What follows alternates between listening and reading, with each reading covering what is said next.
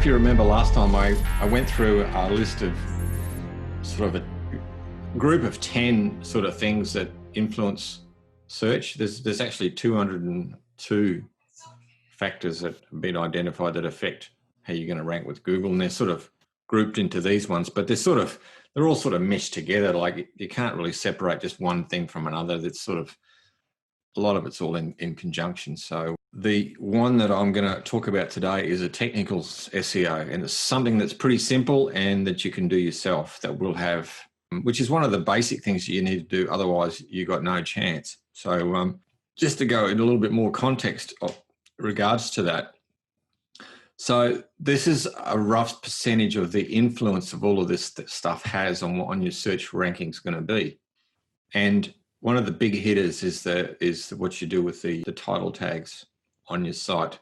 So all of this technical stuff you really need to get right first before any of this other stuff can help you at all. So just to explain a little bit about what the technical stuff is.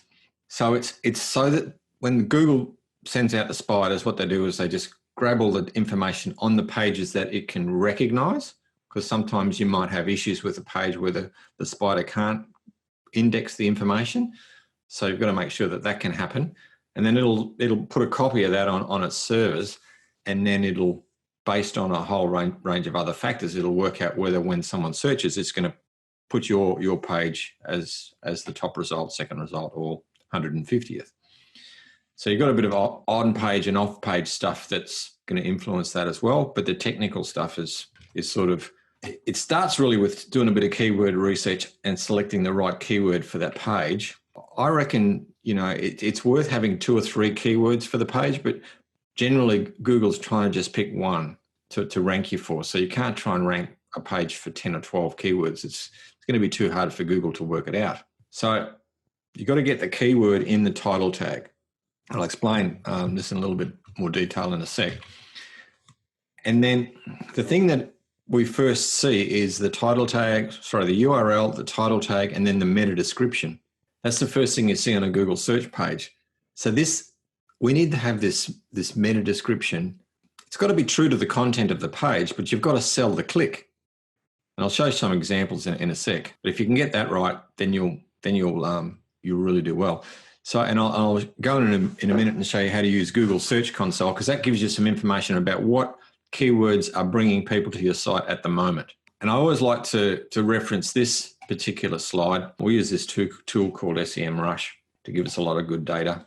So you can see that we're going for the root term here of tomato plant, and there's a lot of searches for that, and it's going to be highly competitive. When to plant tomatoes is a lot less competitive. And then when we get out here to this long tail search term, there's still a decent volume. Now, if we're a small business and we're not getting lots of traffic, we can do a whole bunch of these, start to rank for them, and we'll get good quality traffic to the site. So you don't always have to have this root term, because they're hard work sometimes. And they do convert a lot better. So nearly 70% of search queries now have got 4 or more words in the search term. So you'll do well with these. Now, just to recap, this is the first someone sees your website when they search on Google. That's the first thing if they don't know who you are, that's the first thing they're going to see. So you've got the web address or the URL at the top. We've got the title tag, which is the big hitter amongst this in terms of Google. And we want to get the keyword into that title tag up front if we can. Then we have the meta description, where we want to sell the click a bit. So that's really what I'm going to talk to you about today. So I'm not sure if you remember last week I mentioned my client CIA, Consolidated Insurance Agencies. Let's go and have a look. We've only just started the journey with these guys, so it's probably a good example to look at. So this is Google Search Console. So everyone can get this for free. You've just got to set it up. So what you do is just go in and search for Google Search Console, click on the link. Now, if you haven't already got it, you can just go up to the top here and there'll be a start now comes up, but I've already got an account, so Oh, there it is. It's come up now. So you click on Start Now, away you go. And then for me, I can just go to Search Console and I can view, well, CIA, but I've got oodles of different customers' websites are linked. Now you can, it gets a bit tricky and a little bit technical in terms of setting it up sometimes. So you might need a bit of help from your web person.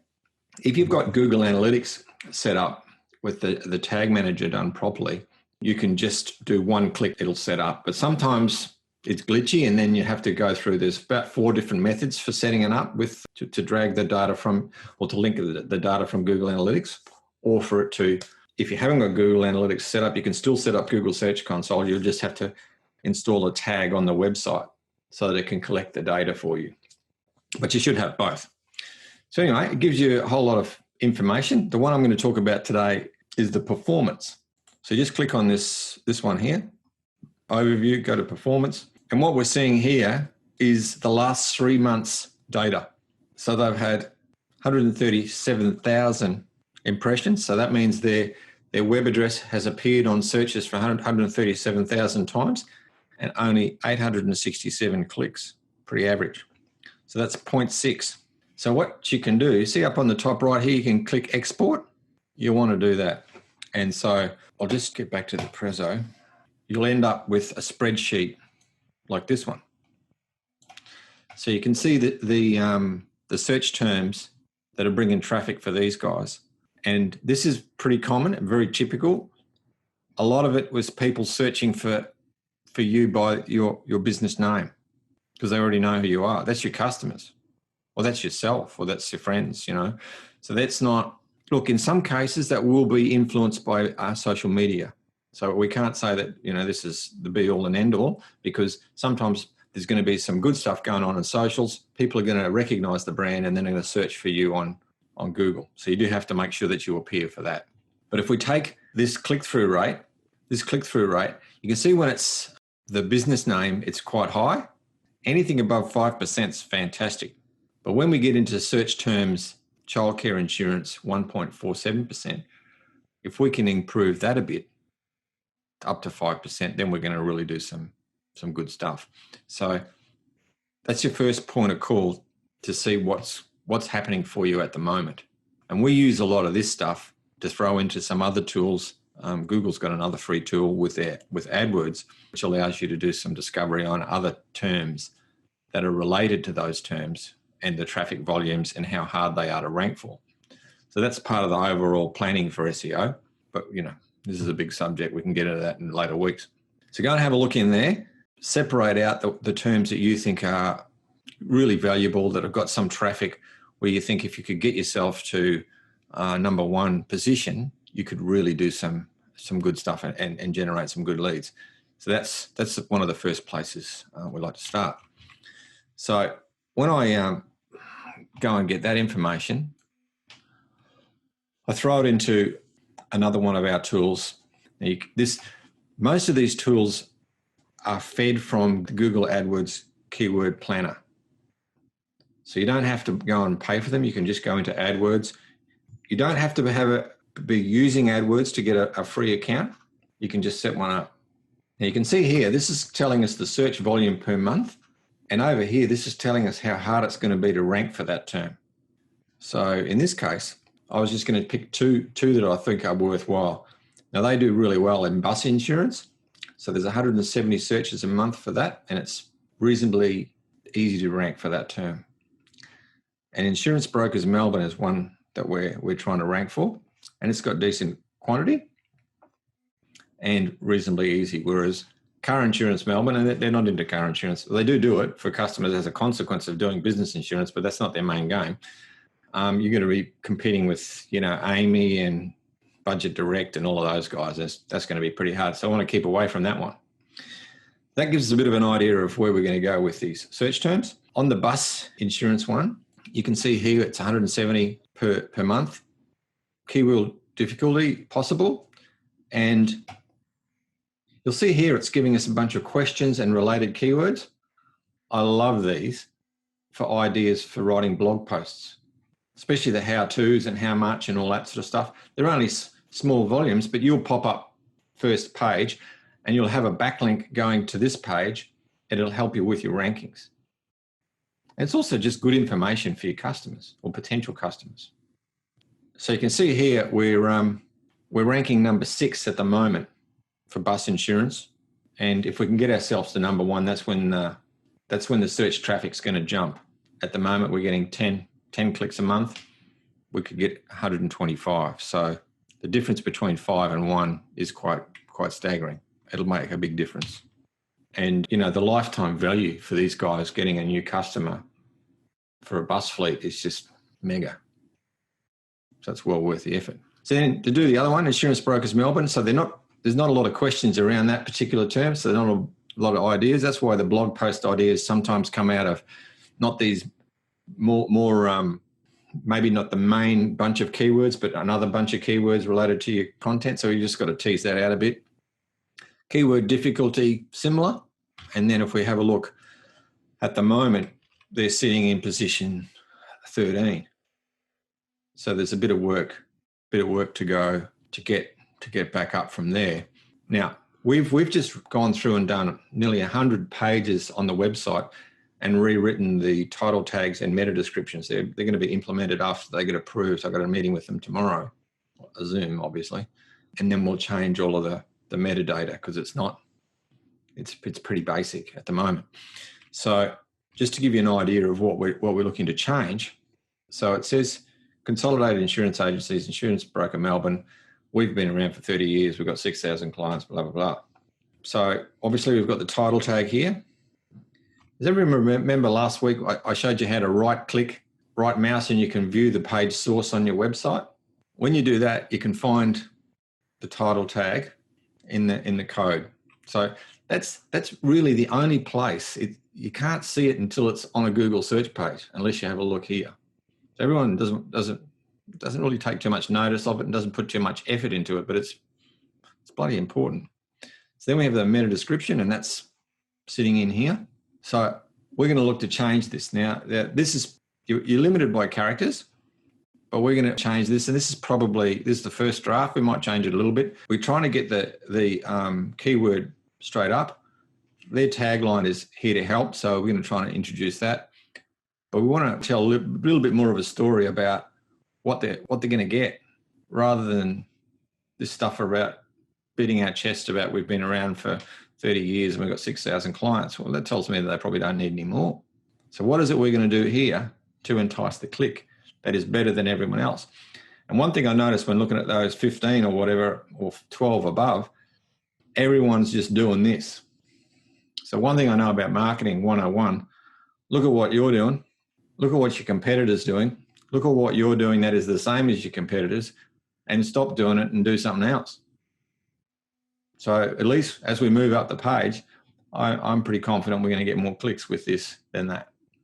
So I've got a few tips, and I've also got a cheat sheet that I'm going to either pop into the chat so that you can download, or we'll get Pete to actually put it on Project X. That'd be better. So a list of 10 tips you can use, and I've also got a little bit of a brainstorming exercise that you can do as well. How are we going for time? So I think I mentioned this. Get the keyword phrase up front.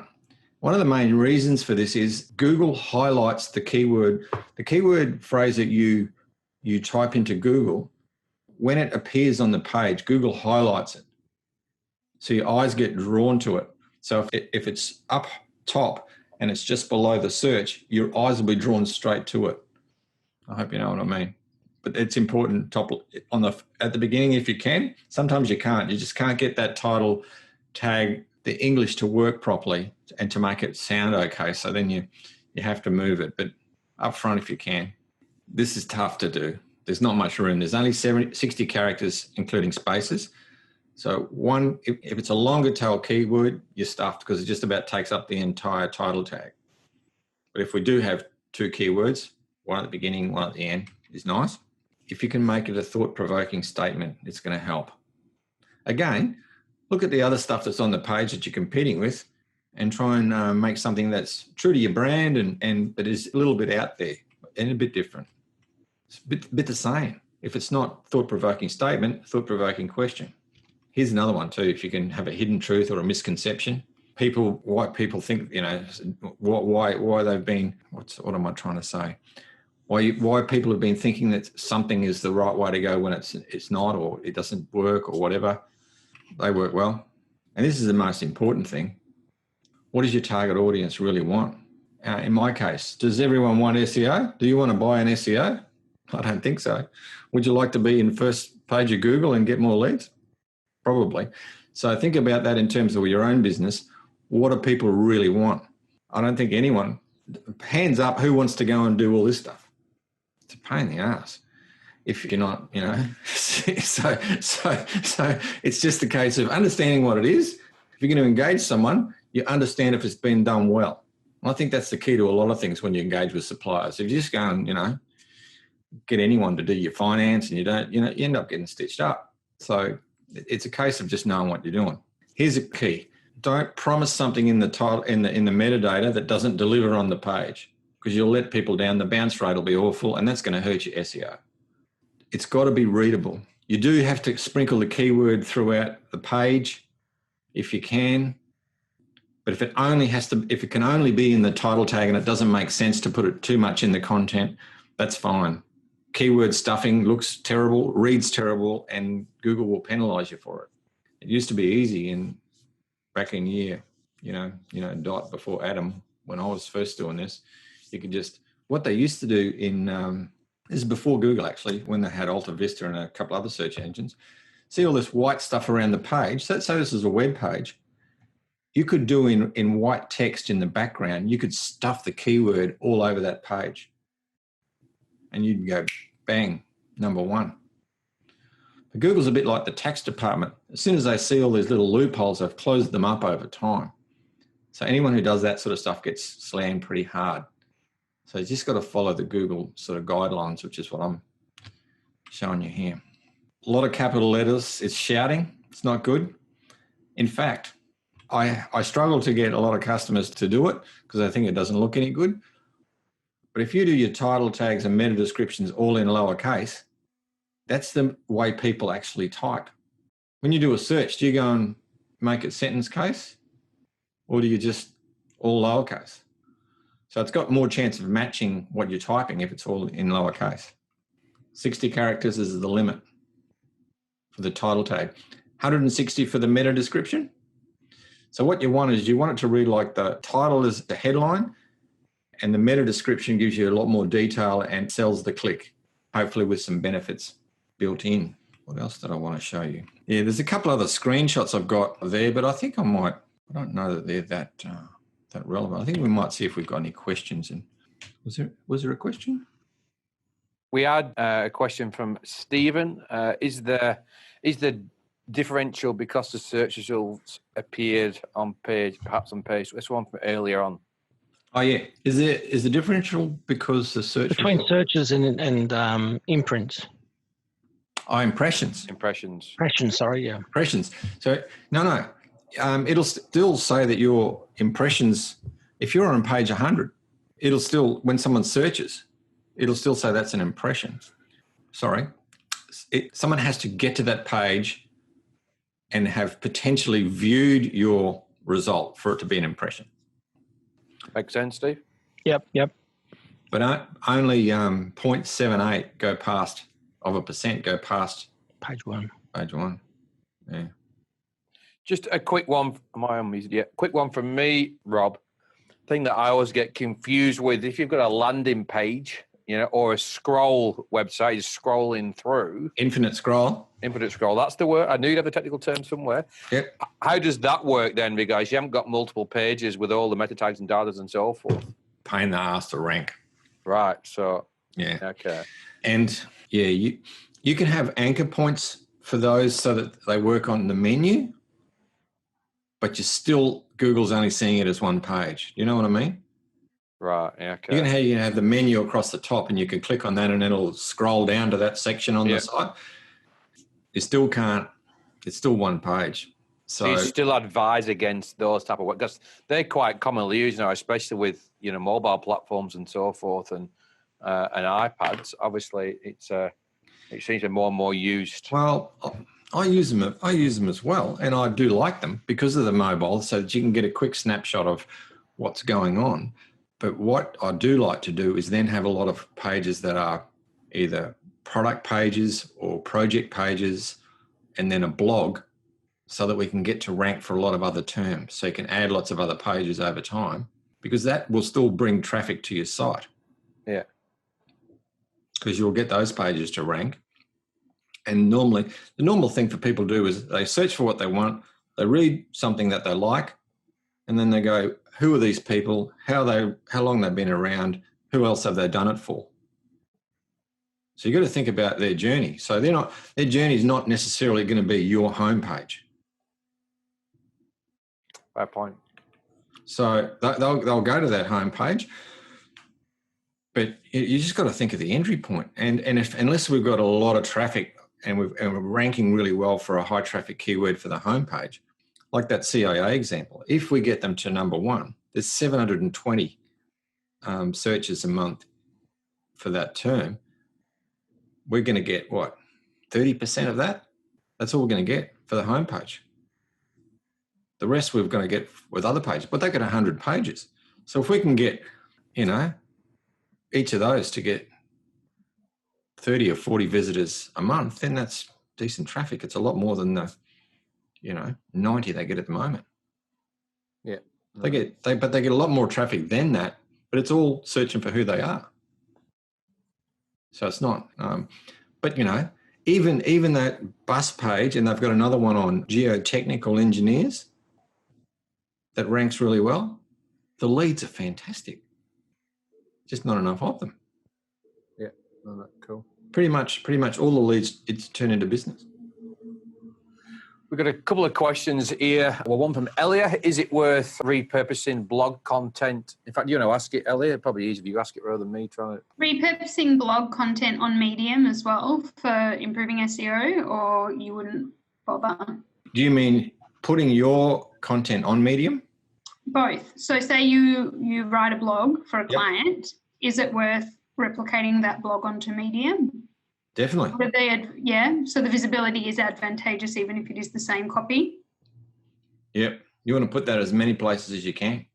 Okay. I didn't know if Google was going to penalise. Because it's on your blog first, Google knows that it's there first. Okay, so but it's better if they first followed by Medium. Thank you. But the other thing you can do is guest blog posting as well, and write something specific for that other blog that gives you a backlink. So nice segue for a question from Enid. Enid, do you want to hook in and just ask your question instead of reading out? That's too many words for me to read. Yeah, sure. Sorry, I went into a little bit of detail. So I wanted you to speak a little bit more about backlinks, and would these be a combination of internal being from your site and other blogs that you've done, as well as external links that you find from other mediums? Good question. Good question. Often very confusing for a lot of people. There's three types of links. So there's backlinks, which are inbound links that are on someone else's website that link back to you. They are what we want. They are the most important thing you can possibly get. And they need to be one way. So it's not me and you doing a deal where we say, I'll link to you, you link to me. And Google cancels that out. It's a one-way link. Now, the higher the authority of the page that's linking to you, the better. So that's the inbound link or the backlink. Now, it's important to have internal links within your page so that the user experience is good for someone. And it's also good in order to keep someone on your site longer, because there's dwell time is considered. So there's bounce rate. So someone comes to your website, they don't like it and they rack off. And there's dwell time. So the amount of time they spend on your site. So if you can keep them there longer, that's better. And that's part of this algorithm they have for working out whether your site's user friendly or not. So internal links are good to make that, just to make it all relevant, but also if you can highlight some of the keywords and link to other pages. So you've got the primary keyword and maybe a couple of secondary keywords, then that's That's nice as well. And then linking out to other sites is okay, but don't do it very often. I like to do it if you want to add some credibility to the article that you've written. So you might be referencing someone from the Harvard Business Review or something else that's, you know, or an article on a statistic that's come from somewhere that's really relevant that proves the point. Then link off to them, so that gives you some credibility, but you don't want lots of them. And what is the best way that you can get these backlinks apart? You know, is it even calling out to different past clients or testimonial, or like getting people to at least like throw in your link in there? What do you recommend, apart from, of course, creating awesome content that people will start, you know, referencing when they themselves put content online? The best way is to there's certain we use a bunch of tools to find out who's relevant in your category, who's someone who's got some authority, who writes a lot of stuff. Especially as business owners, it's handy to do it as a business owner. If you can find some journos that are relevant in your sector, they love to talk to business owners. They don't like to talk to PR people. You've got to be a little bit careful on talking to journos, but you know, as long as you're a bit streetwise, and they can trip you up. So that is to be careful with that. But if you email them and just say, we've got this really great new product, doing really well in that sector. If someone's a specialist in heat, I know I've done a fair bit of stuff with Nava. If you know, if Nava, they make lights, and we've done a lot of stuff with the 4-wheel drive journos and all that sort of stuff. So we just wrote an email, introduced ourselves, say, hey, would you be interested in sharing some of our content or doing some interviews, or would you want to like come in and chat and whatever? And then they'll write articles which will link back to you, which is great if they're going to write them. But sometimes you get the next level down, you've got bloggers, and bloggers who have got some notoriety, they get a bit lazy on writing content. So if you say, look, we'd like to write some content which is just exclusive for you, would you be interested?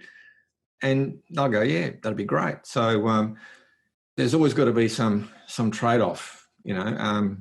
It's a bit like, I don't know if you guys have ever, I've got a couple of customers and we've got a little bit of a matrix about influencers on what we're going to give the influencer to give us some cred on Instagram or whatever they're doing. You can do a bit the same with getting backlinks. But the best way is one-on-one outreach to see if you can get a link. It's tedious. That's why no one does it. That's why I've got a team of people to do it, because it's just, you know, you get a lot of no's before you get a yes. Just maybe on that, Rob, just give a quick 2 minutes on bullshit backlinks. So we've had lots of conversations in the past regarding, you know, a lot of SEO companies, what they do, they send you a great report. Hey, we've got you 125 backlinks this last 2 months and so forth. You look at them like they're just all like toilet water. Yep. There's a bunch of that. There's a lot of stuff that a lot of SEO companies do for citations. We do it as well. But you've got to make sure they're decent. So that is putting your name, address, and phone number on a bunch of directories. And that does give you backlinks, but lower quality. But it also helps with that business listing so that you do come up when someone searches for you. So you want your name to be in lots of places so that, you know, they know that it's you. And if someone searches for you, your business, you get found. Because that's even worse if they search for you and you can't find you and they want to ring you up. But yeah, there was a whole range of techniques in terms of creating, they call it article spinning. So what would happen is you create a blog and you write a whole bunch of articles, and then you could put that into a tool which would rewrite the article and change it by about 10% so that it would look unique.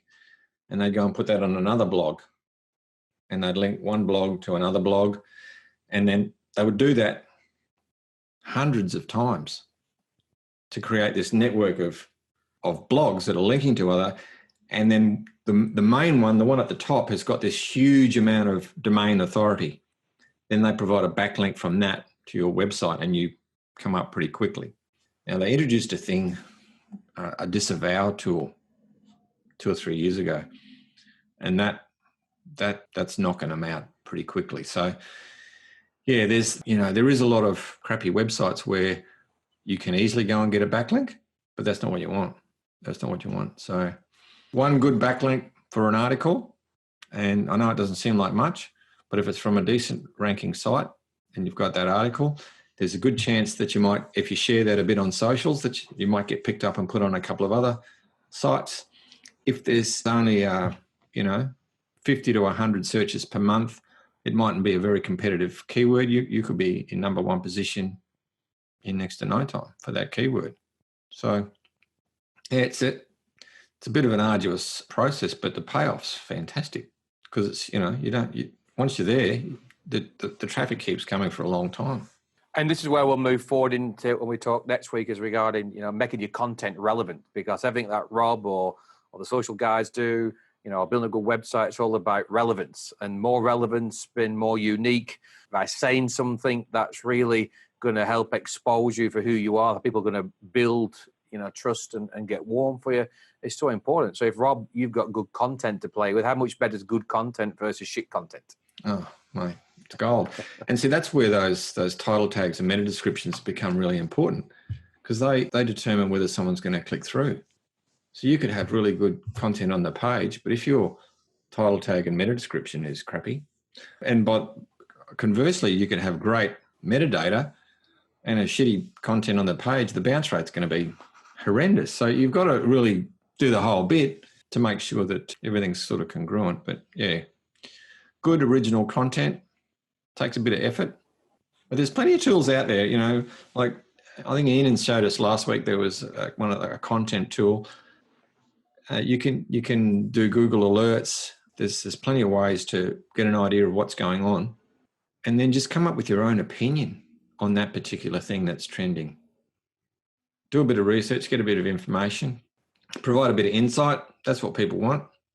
And that's one of the main reasons why I'm trying to link all these things together, because if you can get good talking around these things, doesn't matter whether these things go live. This is a phone, by the way, it's getting lost in the background. Whether you go live with these things or not, but by sending good content to your SEO guy, like if you're using someone like Rob, then he can then send that to his copywriters that can pull it apart. Number one, they can get content. Number two, they can get tonality. Number three, they get originality as well, rather than just inventing a couple of bullet points and try and talk about it. So the more relevance the content, the more unique it is, whether it's written form, video form, or listening form, they're the only three ways that someone's going to find out about you. The more unique it is, the more from the heart it is, the better it's going to be. Rather than just saying it's the SEO guy's job to get on with it. That's why some of Rob's packages are all about, getting that content and getting that uniqueness out rather than just doing SEO. Because SEO to me, and me and Rob have known each other for a long while and worked here for a long while, is that it's like finances. No one wants to play with finances, facts, figures, numbers, data. It's that boring stuff. But if you get the finances right, it fucking works. That's how we keep hold of the cash and grow the cash. Regarding getting the right money, who's got my money? Well, yes, we're going to go out hunting like we do regarding with the social and the PR and be able to create awareness and all the branding that we do. But if people are looking for you, well, better be found. You want to be found the most unique way possible. So if you've got one or two blog posts going out, which can be turned into multiple articles and on your website and goes into your social channels, you can provide one piece of information through a mobile phone that can get spun out so many different ways. You can flick them to the Tricardo guys and they can do wonderful things with social media. Flick them to your SEO guys, they can do wonderful things regarding the incoming traffic, and life becomes easy. So the other thing is, don't forget video. You can just record this stuff as video. YouTube's the second biggest search engine. We can make sure it's optimized for search on YouTube, and you'll be surprised how well that works as well. So it doesn't have to just Google search. And if they're optimized really well, you'll notice that they'll pop the YouTube video in the Google search. Yeah. You do a Google search, you'll see the video straight there, and away you go. That's going to get even stronger and stronger because we're going all mobile phone. 52% of search traffic is on the mobile. We're on our mobiles all day long. That's where it's going to end up. It's all going to be video. So cool. it's easy. Google transcribes all your videos.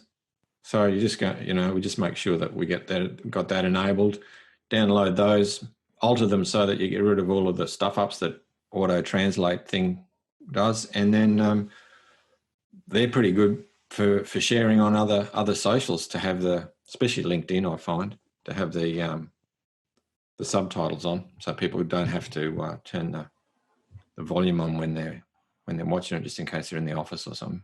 So, guys, any last questions apart from that? Conscious of time, thank you, Rob, for hanging out again and going through some SEO basics and so forth. Appreciate that. Hopefully, made a few notes on that. And thank you for participating. I appreciate you guys showing up rather than just watching the replays. I get to see who watches all the replays to Active Campaign and on Project X Facebook. So I appreciate you guys showing up. It's good to have some energy. It makes things work a little bit better. I know you can't always make these sessions, but they do go down well. So thank you for guys that present them, as well as yourself, Rob, Ellie, and Enid. Just one, that's so important. Like if you know the personality of the brand and you know who the hell you're trying to sell to, writing a lot of this stuff becomes a lot easier. Guys, have a great time. If I'm conscious of the Laurel and Hardy, goodbye, goodbye, goodbye, goodbye, goodbye. I'm not going to do that. So, guys, the rest of your night's your own. Enjoy.